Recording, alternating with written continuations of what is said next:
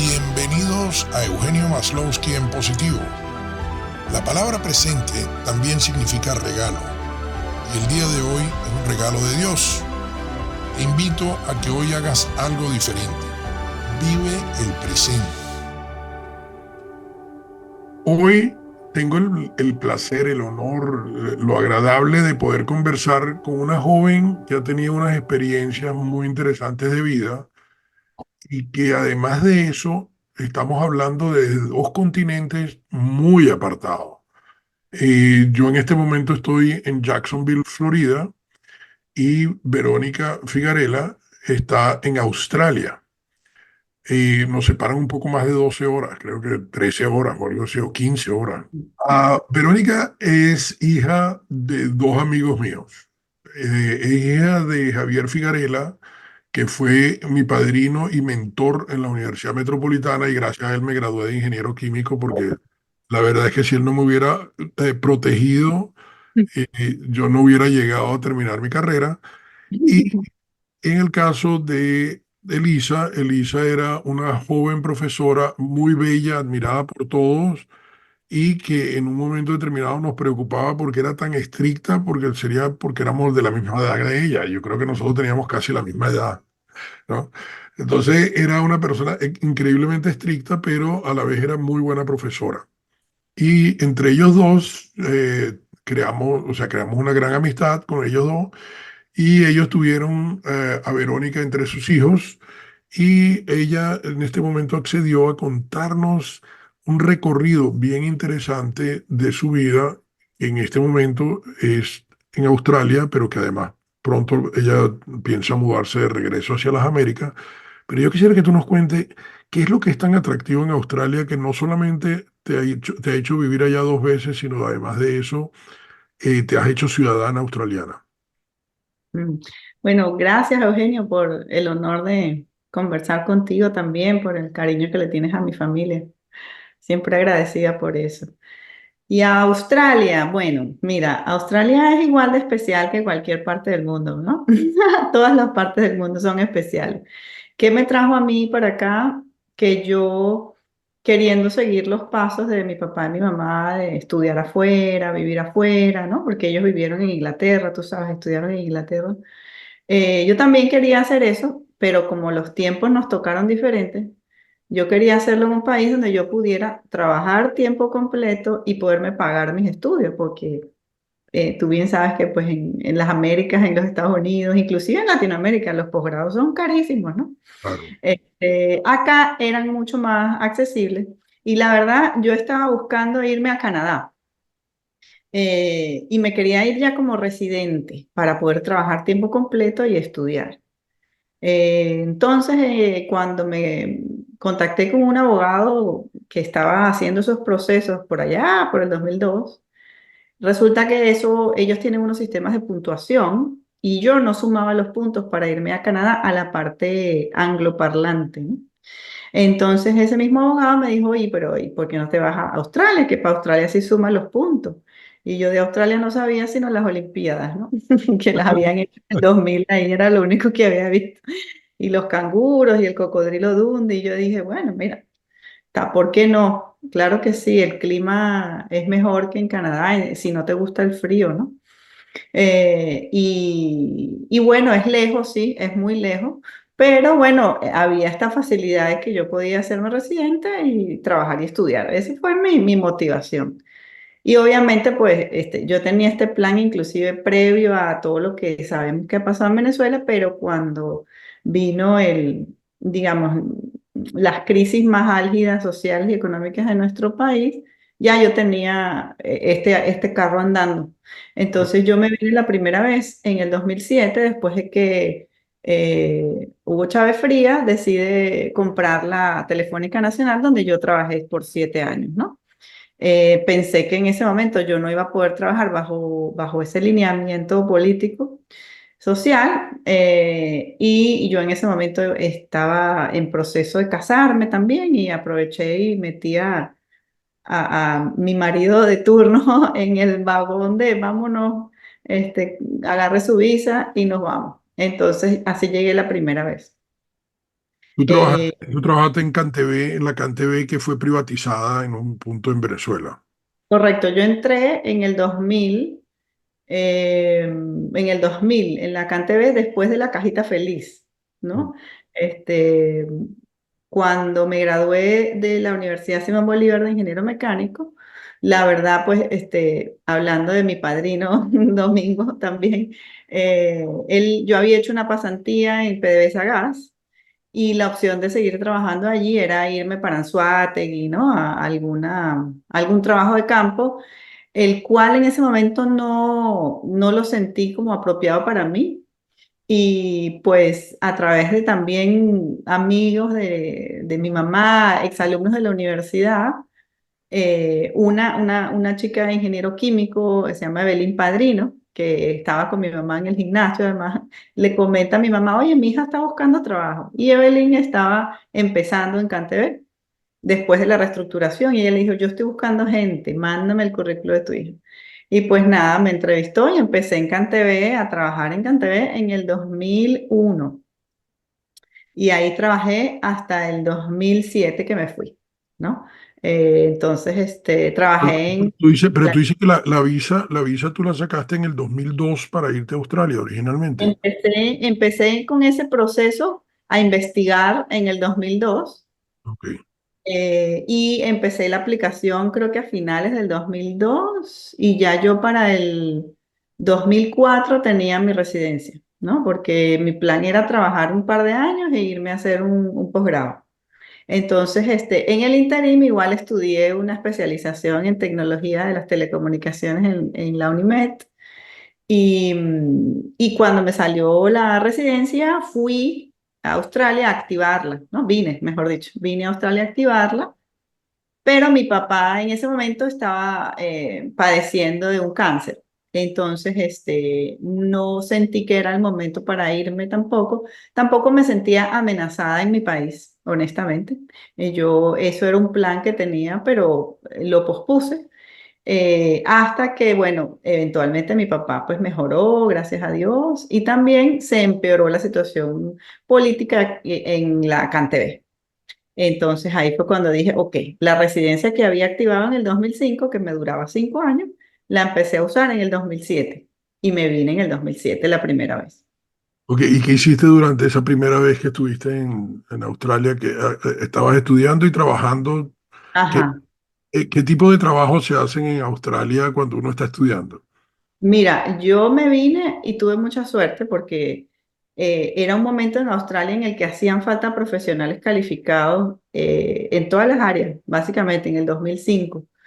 Y a las 3 semanas de aterrizar aquí, ya yo tenía un trabajo en telecomunicaciones, por decirte, como 2 niveles menos del que yo tenía En en Canadá. Venezuela.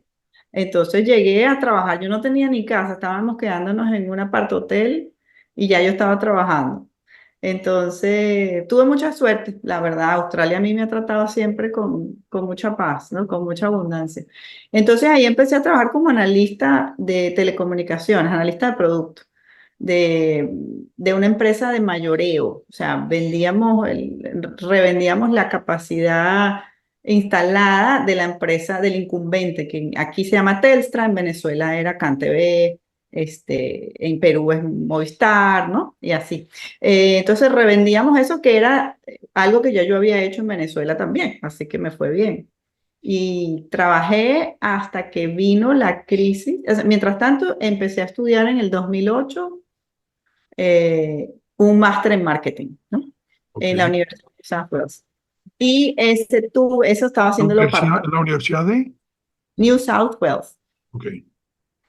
Es como decirte la Universidad del Estado. Aquí Australia tiene un régimen federal parecido a los Estados Unidos, en el que cada territorio tiene cierta flexibilidad sobre sus normas, ¿no? Entonces, esta universidad es como la universidad del estado donde yo vivo, que es privada, ¿no? Entonces, ¿qué te decía? Ajá, entonces trabajé hasta el 2009 en telecomunicaciones. Cuando vino la crisis, ¿te acuerdas de los bonos, Bueno, los prime, esa prime and subprime? fue la caída a nivel mundial con todos los bonos y todo lo que era el tema de real estate. Correcto. Eso a Australia también le afectó en menor medida que a los Estados Unidos, pero bueno, muchas posiciones se acabaron, entró la crisis, porque bueno, tú sabes que la vida es cíclica, ¿no? Entonces, a veces está arriba, a veces está abajo. Entonces, me tocó en esa época, pues, pasarme sin trabajo un año y mientras tanto terminé de estudiar. Y ahí decidiste regresar a Latinoamérica con el nuevo título de mercadeo. No, ahí yo seguía buscando, encontré otro trabajo, también en telecomunicaciones como gerente de producto, en el segundo más grande, que aquí se llama Optus, que es de Singapur Telecom.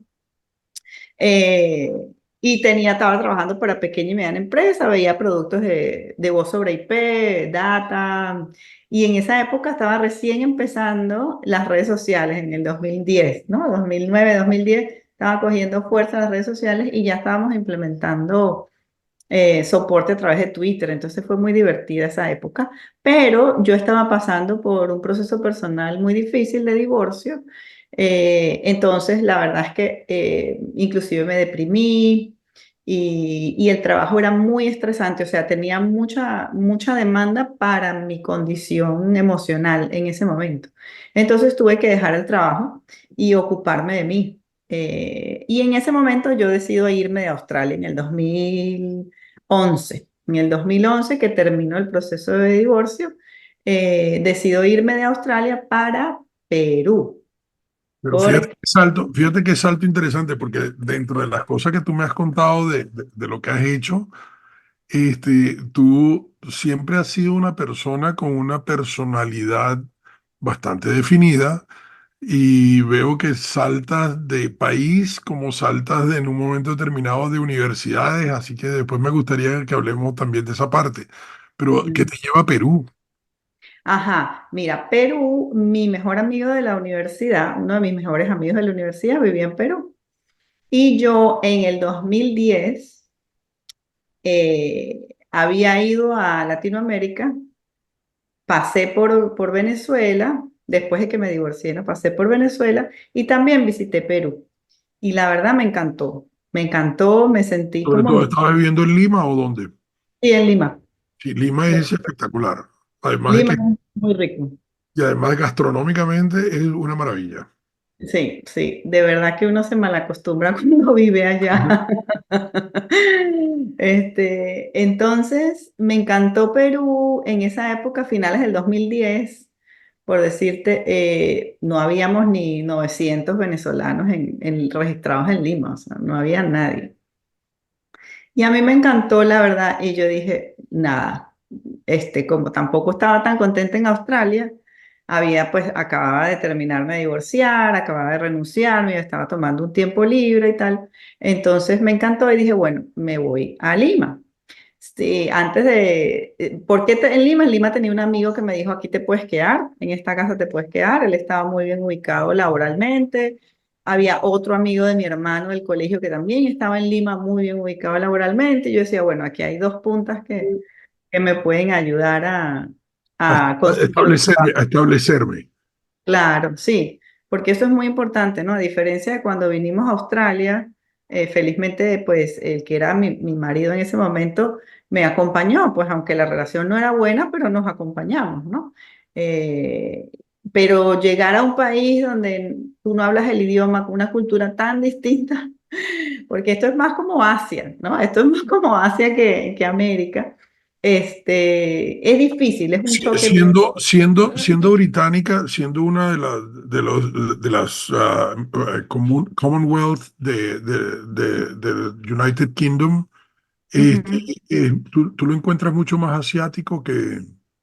Yo lo encuentro así en términos de migración, de variedad de comida, inclusive hasta, digamos, de las noticias de las que te enteras, los principales aliados comerciales de Australia, si bien obviamente hay mucho tránsito con la costa Pacífico, ¿no? De América. Pues, la China, la India son socios importantísimos comerciales de Australia, o sea, ellos son como los que gobiernan la región. Sí, sí, sí. Entonces, es una mezcla interesante, ¿no? Y bueno, creo que otra de las cosas buenas que me preguntabas que lo hace especial es que Acá realmente, pues, si bien todavía hay muchas oportunidades de mejora en cuanto a bueno, cómo se maneja el Estado, qué sé yo, pero eso es a nivel mundial. Aquí, pues, los recursos materiales están más o menos bien distribuidos, ¿no? Entonces, una persona que trabaje de, no sé, mesera, mesero, o haga su Uber, o sea pintor o pintora, puede, pues, vivir alquilando un cuarto y puede comer y puede vivir, ¿no? O sea, no hay que tener 30 trabajos para lo básico. Ahora, si tú quieres vivir solo o sola, y tú quieres tener seguro, y tú quieres tener carro, y tú quieres tener todo lo demás, sí vas a tener que trabajar más, igual o más duro que en cualquier país del mundo. Entonces, por eso te digo que las expectativas sobre que esto es perfecto, no, no es. Y bueno, Y varían de acuerdo a tu ambición. Varían. correcto. Sí. Y tienes mucho acceso a la naturaleza. Aquí realmente, que es una de las cosas que a mí más me gusta, es que hay muchos parques nacionales de fácil acceso, con sitios para acampar, con las parrilleras ahí con tu gas, los baños siempre tienen papel higiénico y siempre están limpios, o sea, sabes, como que puedes estar en contacto con la naturaleza de una manera muy fácil. Correcto. Y entonces llegaste a Perú. Ajá. Y en Perú, ¿tenías trabajo ya? Mira, no, en Perú me mandé también, este, me mandé con confianza, porque pues yo pisé Perú un rato, pero me regresé a Venezuela porque todavía me sentía como muy broken hearted, ¿no? Como el corazón estaba todavía muy roto del divorcio y quería ir a coger calorcito ahí en el nido, ¿no? El homesick. O sea, Sí. un poquito llegar a la casa y que te dieran sopita de la abuela para el alma. Exacto, pero ¿qué pasa? Que yo regresé a Venezuela en el 2011 y yo me había ido en el 2007 y eso era otro país, ¿no? Entonces, vivir allí era, oye, esto no sé si lo aguanto, o sea, el nivel de división, violencia, tú Deterioro. sabes, sobre todo a nivel social, ¿no? Que estábamos pasando y el ambiente me generaba mucho estrés y ya yo me había como desintoxicado de las noticias, de todo eso, sin dejar de amar a mi país y sin dejar de querer lo mejor para mi país. Ya no encontraba sentido en engancharme en conversaciones políticas que yo veía que no llevaban a ningún lado. Entonces, estuve ahí, de hecho trabajé en la Metropolitana, di un par de semestres de clases de una materia que se llamaba Iniciativa Emprendedora, que mi papá y mi mamá habían diseñado y fue muy, muy bonito, muy divertido. Porque bueno, sabes que mi papá y mi mamá habían trabajado mucho en esto del emprendimiento desde el nivel académico, estudiar como... Inclusive creo que tu papá creó la cátedra dentro de la Universidad Metropolitana de Correcto. Emprendimiento. Correcto, correcto. Y mi mamá también colaboró bastante y ella tenía un proyecto adicional que era enseñar el emprendimiento a través de la ciencia para los niños, ¿no? Ok. Como desarrollar la capacidad emprendedora a través de la ciencia. Entonces, digamos, yo me uní en ese tren y como pues la capacidad emprendedora es una cosa y emprender es otra, ¿no? Y tener tu propio negocio es otra, son dos cosas distintas. No, es que es Eh, diferente ser coach a ser realmente emprendedor. Correcto. Sí, y también tú puedes tener una capacidad emprendedora respecto de tu vida espiritual, por ejemplo, pero no necesariamente hacer una empresa propia y generar riqueza es para ti, ¿no? Son dos Correcto. cosas diferentes. Entonces, bueno, di clases allí, eso estuvo muy lindo. Y después sí, cuando ya, digamos que se me acabó la paciencia con la situación social en Venezuela, dije, bueno, ya me voy para Lima. Y a final del 2011 me mudé para Perú y mira, yo creo que ya para febrero, marzo ya yo tenía trabajo. Pero Eh, fíjate qué divertido es lo que tú me cuentas, que tú hacías maleta y te mudabas de país casi con una facilidad como mudarte de una habitación para otra, ¿no? Mira, la verdad es que nunca le he tenido miedo a eso. Claro, ahora con la edad, con un poquito más de años, y las cosas que me han pasado. he sentido la necesidad de tener un poco más de estabilidad, ya no tengo tanta energía para agarrar vuelos largos y sobre todo ahora que me estoy recuperando de una cirugía. Pero yo no le tengo miedo a perder la parte material porque sé que se vuelve a recuperar. Es Sí, no, decir, es que yo siempre he dicho que el dinero va y viene, así que uno por el dinero no puede ser, el ancla de uno no puede ser el dinero, el ancla de uno es el sueño y los objetivos que uno se proponga. correcto. Lo demás viene como cuando uno se sienta desde ese espacio del ser, ¿no? Desde, ok, estoy protegida, estoy cuidada, estoy siguiendo lo que mi corazón manda, entonces, bueno, y si me sale mal, algo aprenderé, no pasa nada, vamos, ¿no? Entonces por eso no me da tanto miedo, porque no es que no me dé miedo, igual me da, pero me da más miedo quedarme en una situación por comodidad, porque ya la conozco, aunque ya se sienta incómoda. No sé si me explico. Totalmente, no, no, no, es que fíjate que es interesante porque primero, en general, o sea, yo me imagino que inclusive para ciertos hombres, acompañarte como pareja debe ser a veces un reto, porque se ve que tú eres una persona con una personalidad muy clara, muy definida. Entonces, en la persona, o sea, la persona que te acompaña, este, es lo que yo llamo una pareja. Una Ujú, pareja que los dos vamos a la par. O sea, ujú. una pareja no es que yo hago lo que tú digas o tú haces lo que yo diga. ¿Ok? Una pareja para mí es los dos vamos hacia aquel objetivo. Cada quien puede tener un camino diferente, pero nosotros sabemos que queremos alcanzar aquello. Y a mí una Sí, cosa que me parece de lo que tú me cuentas de ti es que tú eres una persona con una personalidad definida y entonces realmente cuando tú exige una participación a la par con el que sería tu pareja, ¿no? mira, yo realmente lo que he pedido es libertad, más que más que, más que un par en términos de ambición, puede ser, ¿no? O en términos de... Pero sí, alguien que comparta un objetivo, obviamente, definitivamente, ¿no? O el objetivo tiene que ser común. Sí. Por ejemplo, mi última pareja, que pues falleció hace 7 meses, con quien viví y tuve la dicha de compartir una relación de pareja realmente bonita, ¿no? Él también, como yo, pues lo que quería era servir a la sociedad y vivir naturalmente, ¿no? Disfrutar de la naturaleza y apoyar a su familia en lo posible. Entonces, esos son objetivos alcanzables, ¿no? O sea, esos son objetivos. Totalmente, no, no, no, totalmente, pero lo que yo te decía era que me impresionaba que eres una persona bien determinada, porque, o sea, cuando tú decides cambiar de país, o sea, ya no soporto más el tema de cómo está la situación social de Venezuela, me regreso a Perú. De Perú en un momento determinado, a Perú llegué una vez, pero también llegué otra vez, una segunda vez, y Australia estaba por ahí, o sea, se ve que eres una persona de temple. Gracias, gracias por reconocerlo. Si lo puedes ver en mí es porque tú también lo tienes. Sí, no, es verdad, es que yo pienso que ser global, porque nosotros somos ciudadanos globales, o sea, y para mí realmente, a mí me pasa exactamente lo mismo, o sea, a mí la gente me pregunta, ¿cómo tú te mudas de un país a otro o de una ciudad a otra? ¿No? Yo le digo, es que realmente cuando se terminó una etapa, pues mira, yo empiezo una etapa en donde sea, y lo importante es que yo me sienta a gusto en donde voy.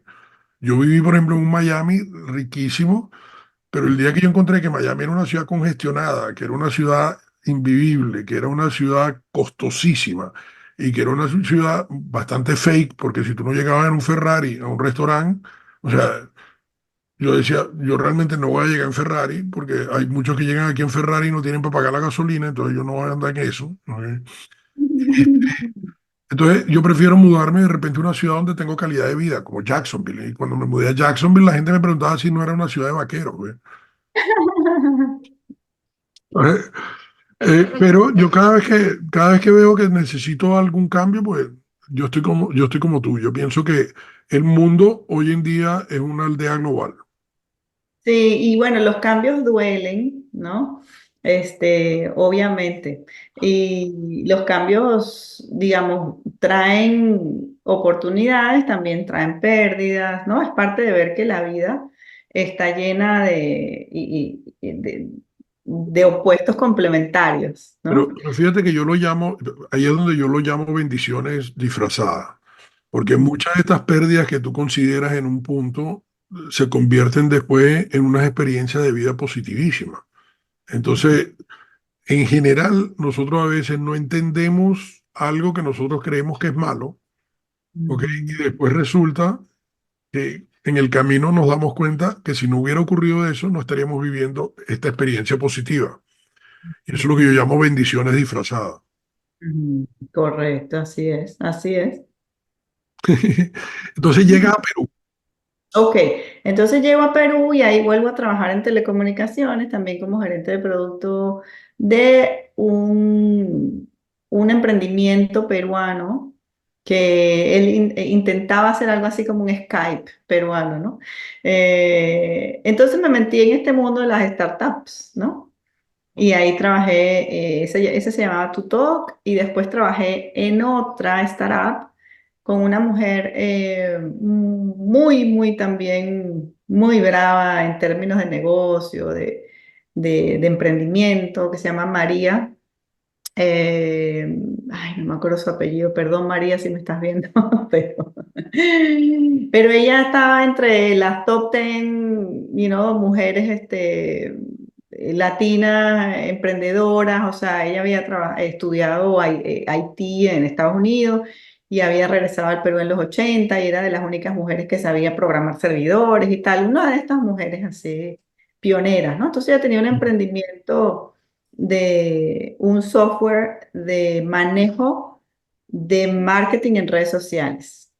Y entonces tenía de socio a también un señor conocido dentro de la sociedad limeña que había trabajado en Microsoft y tal, y bueno, estaban ahí apostándole a algo de tecnología, pues, pero fue muy lindo el proceso, trabajamos como 9, 8, 9 meses juntas, y bueno, eventualmente la startup no arrancó, pero eso es normal, pues dentro de las estadísticas de las startups, más o menos, De los startups, normalmente una o dos logran el éxito y después las otras nueve normalmente tienden, o sea, como dos o tres quedan en una situación media y como siete fracasan.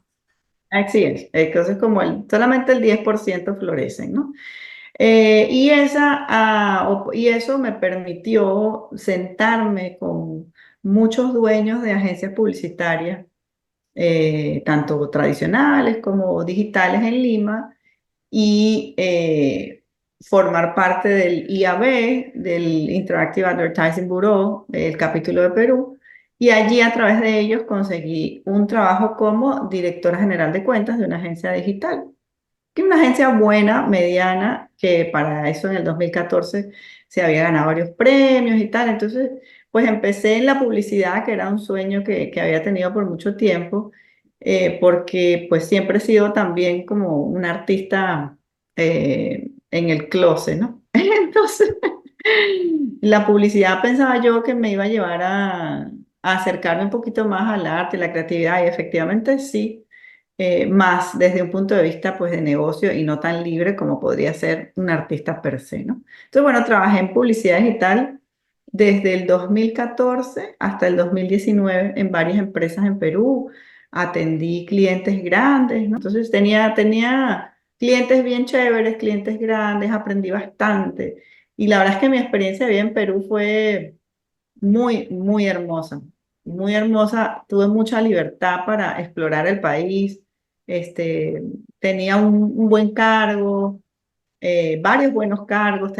Tengo todavía muy buenos amigos y amigas.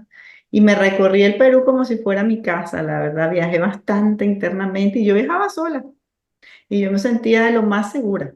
Así que tengo una relación bien bonita con el Perú también. Y ahí en esa vida de mercadeo, tú me comentaste algo interesante, me comentaste de que tuviste la oportunidad de desarrollarte tú y en un punto tú encontraste inclusive que la empresa estaba tomando un camino que no, que tú no veías positivo para la empresa, pero que al final hizo que tú terminaras saliendo con un... Sí. En mi último cargo en Perú, gracias a esta relación que tenía con Saga Falabella, era para una compañía que es del grupo Omnicom, que es uno de los grupos publicitarios más grandes del mundo, y que su sede estaba en Chile, ¿no? Esa compañía se llamaba Media Interactive, todavía existe y todavía estoy muy agradecida con esa oportunidad que me dieron porque la verdad fue muy chévere trabajar para ellos también. Pero bueno, tú sabes, como venimos con lo de que la vida sube y baja, las crisis suben y bajan, pues se empezó a contraer el mercado económico, ¿no? Y estas empresas empiezan a hacer merchant acquisition, ¿no? Entonces se contraen y adquieren empresas, entonces nosotros estábamos en una chiquita que fue adquirida por una más grande del mismo grupo y dos cabezas, la cabeza del chiquito se va. Claro, tú sabes que inclusive yo tengo una historia que yo siempre repito, que es la de los tres sobres. O sea, Mm, cuando una persona llega a ocupar el cargo del que era su predecesor, el predecesor le dice, te voy a entregar tres sobres para que tú los manejes a tu discreción. Entonces, mm. cuando tú veas que tienes la primera crisis de tu manejo de esta compañía, abre el primer sobre. Cuando tengas la segunda crisis, abre el segundo y cuando llegues a la tercera, abre el tercer sobre. Cuando la persona, después de un año y medio, 2 años de trabajo, tiene una crisis horrible, o sea, abre el primer sobre y el primer sobre dice, no importa, échame la culpa de todo y di que vas a reorganizar la empresa, ¿ok? Ah. Entonces la persona empieza, dice, vamos a reorganizar todo, vamos a empezar no sé cuánto, tal. Este, a la segunda vez que llega la crisis, vuelve a abrir el sobre y la persona dice, en este momento di, vamos a reestructurarnos y vamos a ver si conseguimos unos socios, etcétera, vamos a revisar qué vamos a hacer, ¿ok? Y cuando llega la tercera crisis dice, prepara tres sobres para el que te va a reemplazar. Bueno, exactamente. Entonces, ahí como tenía una posición de country manager, pues, y la salida era injustificada, ¿no? Entonces me dieron pues un bono decente con el que yo dije, ok, ahora sí me voy a tomar mi año sabático, pero sin tener que estar llorando por un divorcio, ¿no? Entonces, Y decidiste regresar a Australia. claro, ahí decido, bueno, me voy a porque tenía muchísimas ganas de estar con mi Ok. hermano menor. Y felizmente que le hice caso a la intuición porque justo yo me vengo en diciembre del 2019 y en marzo nos cae el COVID, ¿no es cierto? Entonces, bueno, yo me quedé atrapada en el mejor país del mundo para estar atrapada, te cuento, porque por más que sea, bueno, el mejor país del mundo entre comillas, porque todos tuvimos mucha crisis, mucho estrés, ¿no? Todos lo vivimos de alguna forma u otra, pero es bien que bueno, aquí estando alejada de la ciudad, pues yo podía pues ir a la playa, salir, o sea, no estaba metida en un apartamento, en un edificio en Lima, como estuvieron ellos tan complicados, ¿no? Entonces, bueno, O me sea, que, vine para acá, sí. o sea, una de las cosas que cuando tú dices el mejor país, yo también te digo, por suerte a mí me agarró el COVID en el mejor estado de los Estados Unidos, porque en Florida nosotros tuvimos una gran libertad. Y yo que trabajé desde mi casa desde 1988, para mí no cambió en nada la rutina. Entonces, o sea, yo llegué si en 1988 yo trabajaba en mi casa, en el 2019 seguí trabajando en mi casa, era exactamente lo mismo, ¿no? Y lo otro era que yo salía a montar bicicleta, salía a hacer todas mis actividades normales y mi esposa me decía, ¿cómo es posible que tú lo hagas? Porque, o sea, no pueden multar. Oye, ¿a quién voy a contactar o a contagiar yo si salgo a montar bicicleta?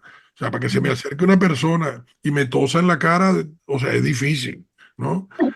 Entonces, pero aquí yo quisiera, antes de que sigamos, comentar, porque yo siempre hago una frase motivadora eh, de alguna persona relacionada con el negocio en el que tú estás. Como tú estabas en el negocio del mercadeo, yo escogí una frase de el señor Steve Jobs, ¿ok? Y la leo un momento para que podamos grabarla para nuestros oyentes. Y es que Steve Jobs, cuando inventa o lanza por primera vez el iPhone, dice, hoy Apple reinventará el teléfono. Y esta frase simplemente nos hace entender que con los ojos del marketing o del mercadeo, se puede reinventar muchas cosas, aunque éstas sean históricas. Lo, Mm. lo importante para mí es educar a través del mercadeo. Y es una de las cosas que muchas veces nosotros perdemos. Nosotros no educamos a través del mercadeo, sino queremos imponer a veces una idea. Y una de las cosas bonitas del mercadeo es que el mercadeo puede servir para educar. Claro, porque la base es la comunicación, ¿no? Entonces, comunicando, pues es que se entiende la gente. A esto que tú dices de la frase la reinvención, yo creo que lo tomaría más personal, como la reinvención de uno mismo, ¿no?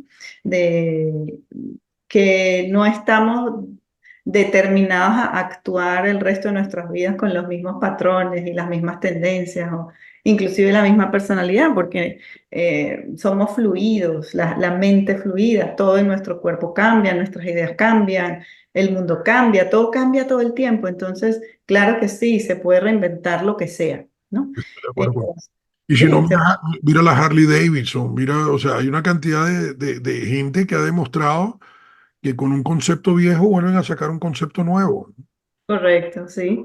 Bueno, que te contaba entonces de esa reinvención, digamos, en términos de esa reinvención que viví cuando me vine aquí otra vez y que la vivimos todos en cierto punto a nivel planetario, ¿no?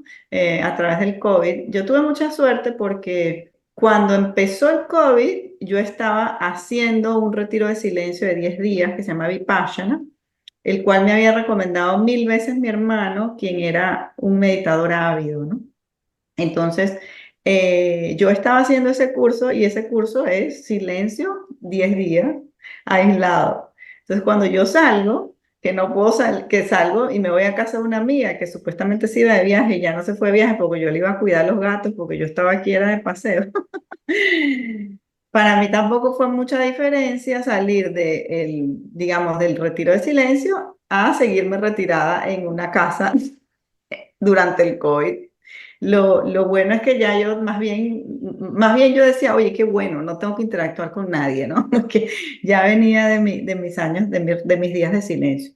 Pero sí, pues en ese año se complicó la salida de los países, no se podía viajar, ya yo no me podía regresar a Perú, yo perdí mi ticket de regreso.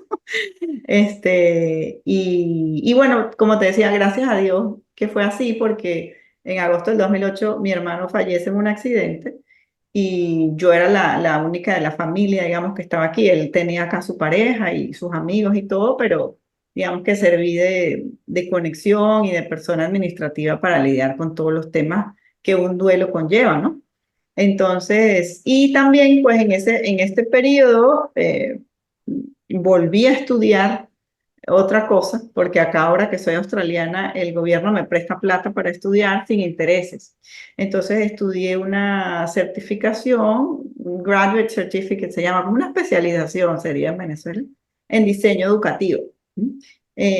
Ya que dentro de este periodo, digamos, sabático, también yo quería explorar mi capacidad artística, mi capacidad de hacer mi propio proyecto artístico, educativo, comunicacional, dado que pues trabajé tanto tiempo en esa parte de comunicación. Y ahí fue donde creé los libros que tú ya tienes, ¿no? Sí, no, no, que por cierto me parecen increíbles. Primero, me sorprendió que tú, siendo una persona que no decidiste no tener hijos por ahora, Los voy a este, tener.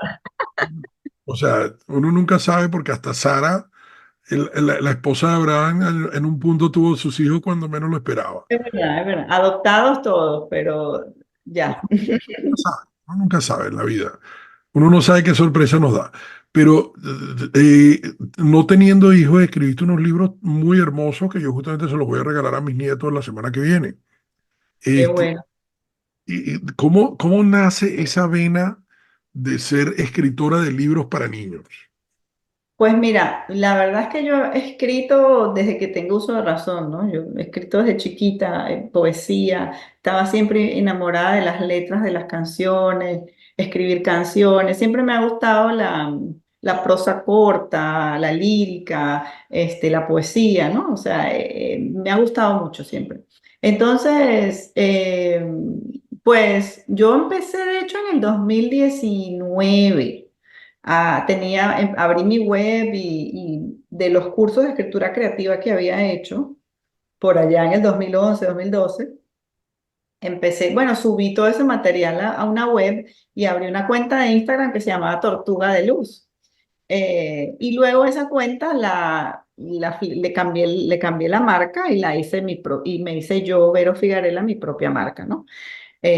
Porque bueno, hoy en día el personal branding, tú sabes, es importante, qué sé yo. Entonces dije, bueno, ¿por qué no? Si yo soy la que está escribiendo, mejor me pongo yo con mi nombre. Entonces, ¿por qué los niños? Porque, pues, el hecho de no ser madre no significa que tú no seas maternal. De hecho, yo tengo un acercamiento muy maternal hacia la vida, hacia la gente con la que trabajo, hacia la gente que quiero, ¿no? Es como una Big Mama, Sí, ¿no? es compasiva.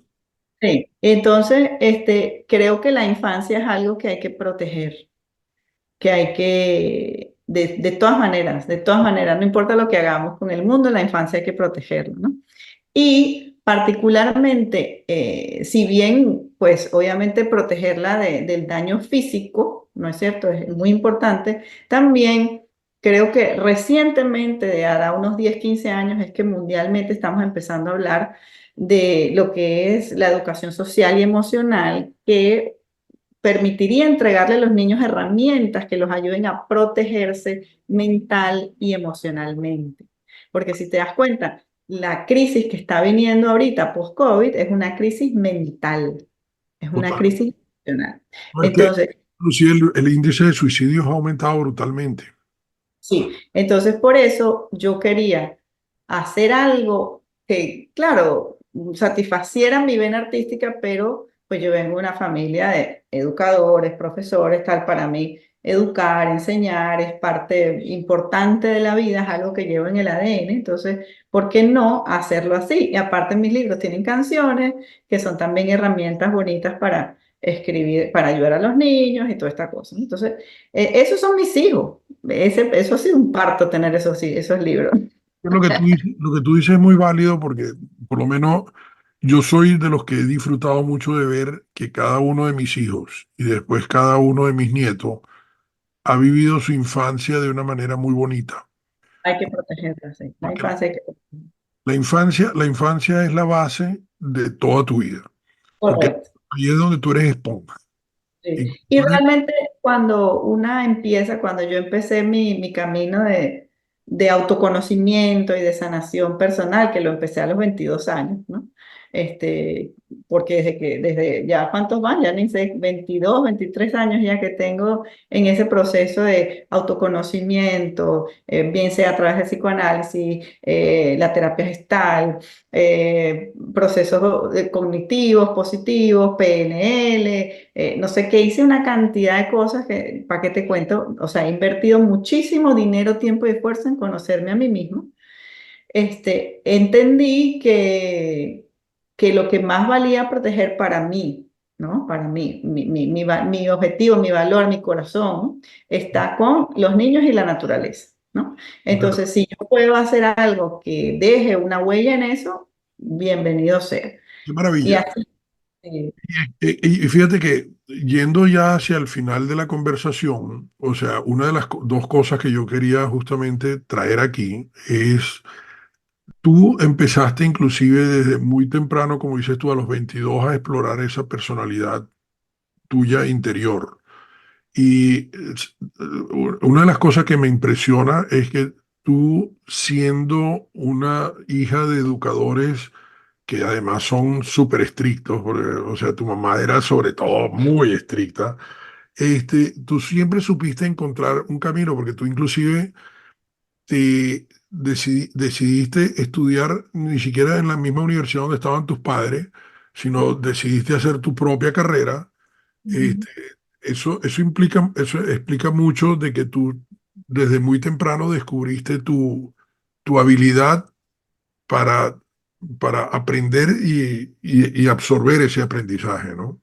No te creas, yo realmente esa no fue, estudiar ingeniería mecánica no fue mi primera opción. Yo quería ser médico, quería ser economista, porque siempre he tenido esta vena social y artística muy fuerte, pero en mi casa no me dejaron. Entonces, cuando me dijeron que tenía que estudiar en la metropolitana, dije, no, la metropolitana no voy a estudiar, me voy a la Simón Bolívar porque era más verde, más bonita, me quedaba cerca de mi casa y yo podía ir a comer a mi casa.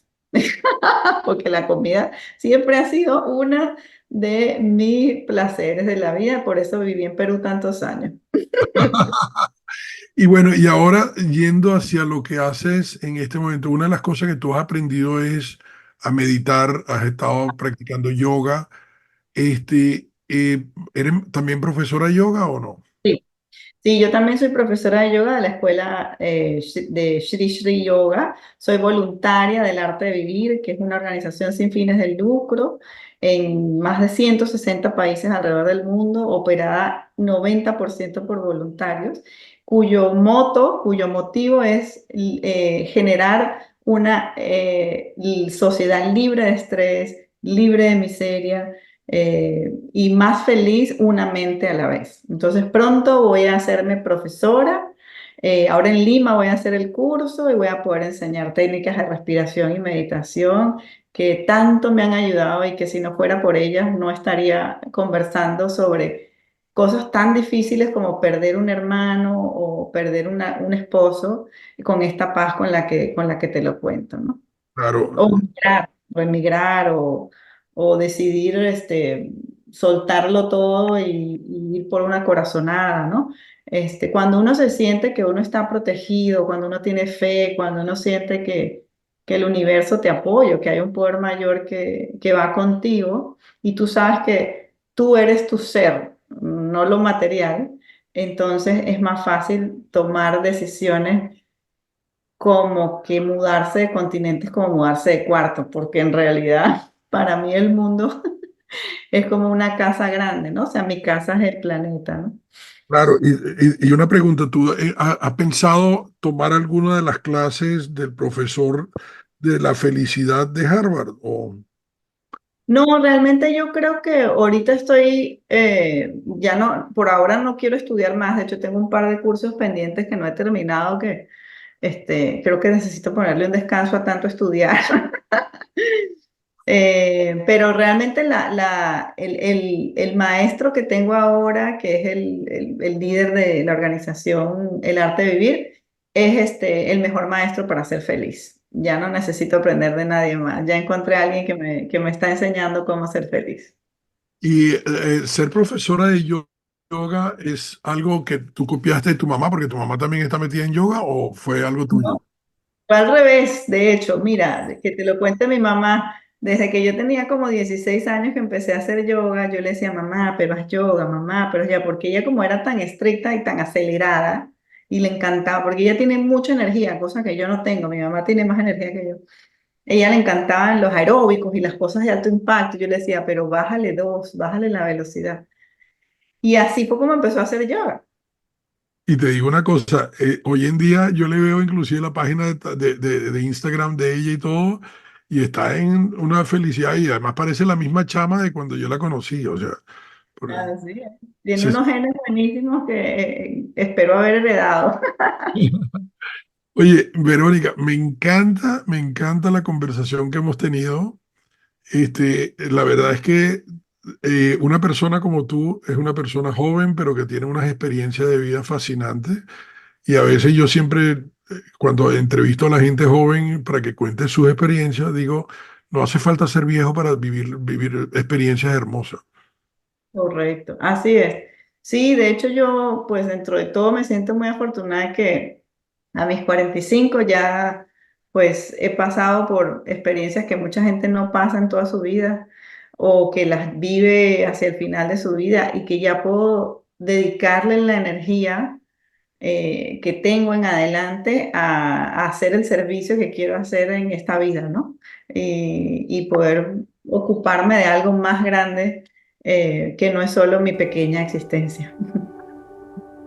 Gracias, gracias, gracias. La verdad, A ti. la verdad es que fue hermoso.